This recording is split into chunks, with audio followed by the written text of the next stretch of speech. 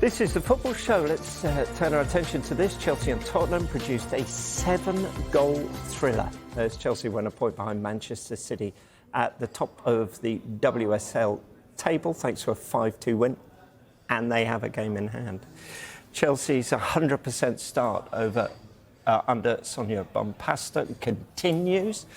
So how impressive seems a seamless transition from Hayes to Bombastor. Is this true? Yeah, it is. She's making it look really easy, isn't she? She's come in and that transition's been so smooth. And I thought it might have taken a little bit of time, for her to instill her style and her way of playing on this Chelsea side. But you can already see her imprint on the team. You can see that the players are very much buying into it. And she's obviously inherited a team of absolute winners, a real squad. Because you look, there was no Lauren James, there was no Sam Kerr. They weren't even in the squad, but you look at the squad, you look at the bench players that they can bring on. Johanna Rytting-Kaneryd is just getting better and better. She's been absolutely outstanding. It was a brilliant goal from her that I think we'll see. But it's just the intensity that they play at, how aggressive they are, and just how ruthless they are. And it's a real sort of worry for others. But yeah, she's certainly been the standout. And I just think the way that, like I say, Sonia Bombastor has just come in and she said, OK, I think this is brilliant. This is what's working, what Emma Hayes has done. But actually, I'm going to add my own little bits to it as well. And you just can see them, getting even better as the season progresses, which is a bit scary for everyone else, I think. It's the biggest thing when you go into a dressing room or a meeting room, and the first time you walk in, you've got to make the players believe you straight away, haven't you? It's the most important thing. So that first meeting that you have, whether it's your ideas, whether it's the culture, anything that you do, but your first training session as well, is everything. And it's obviously working. Yeah. Yeah. The game did have its controversy. We're going to discuss that, ref watch, 11 o'clock. But what is it going to take to stop them this season with what we've seen so far?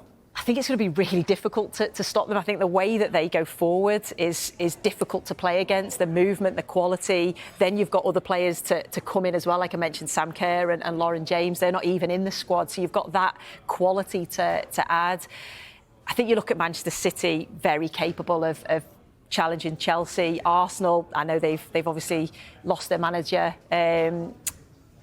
And it's who they're going to bring in, what way are they going to go, but they're certainly a team that are capable as well on the day of challenging them. But at the moment, they just look so strong. And I mentioned earlier, they're also winners. They're used to doing it. They've got that experience. They've got that know-how. So, yeah, Sonia Bombastor, what a brilliant job she's done since they've come in, and the players buying into it. Yeah, City's good form continued. They had to come from behind to beat Aston Villa 2-1. So is it City or Chelsea for this title already? Because how many can you afford to lose in the WSL and still win the title? And that's the problem. I think the fact that Arsenal have dropped too many points, you would say already, dropping points to Everton, then losing to Chelsea. But yeah, Manchester City, the fact that they've had to come from behind, it's their third comeback in a week. So they've got that character, that belief, that, I suppose, ability to come back from going a goal down.